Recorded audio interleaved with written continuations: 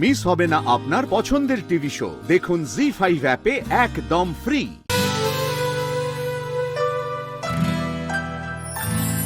খালি পেটে কফি খেলে অ্যাসিডিটি হয়, খেয়ে নিন। আমি নিচের থেকে রুটি তরকারি খেয়ে এসেছি, আপনি খান। এটা পড়ার পরেও যদি আপনি না খান তাহলে আমার কিছু বলার নেই। চিঠি কে পাঠিয়েছে?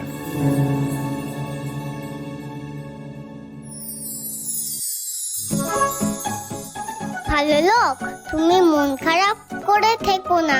আমার মামাটা একেবারে ছেলে মানুষ, খালি কিছু হলেই টেনশন করে, তারপর নিজে ভেড়া করে কাঁদে। আসলে মাম্মা খুবই সুইট।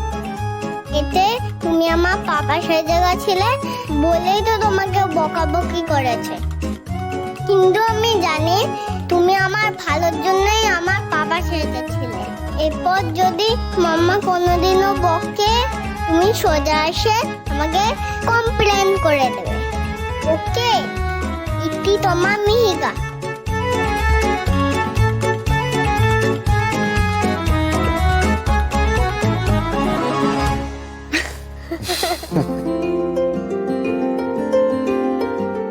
সত্যি আমি জানতাম না আপনি রাগ করে থাকলে এরকম গোমরা মুখ করে থাকেন। আর আপনি যে এত সুন্দরভাবে হাসতে পারেন এটা আমার জানা ছিল না।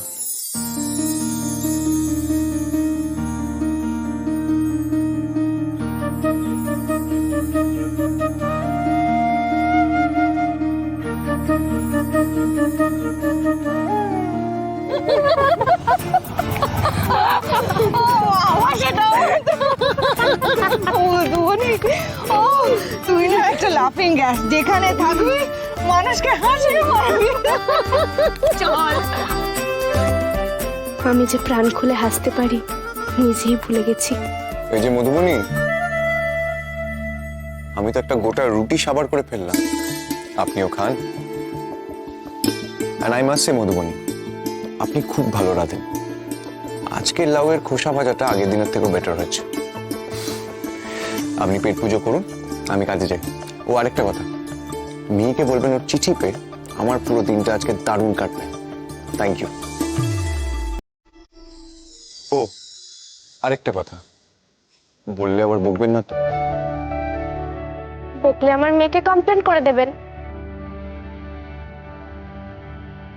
আপনি মাঝে মাঝে এইভাবে হাসবেন, প্রাণ খুলে, ভালো লাগে।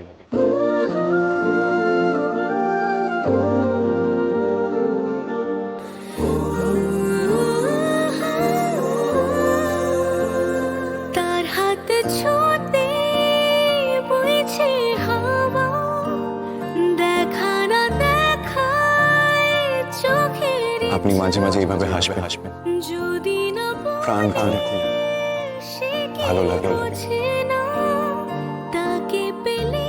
জি5 ডাউনলোড করুন আর সব এপিসোড দেখুন একদম ফ্রি।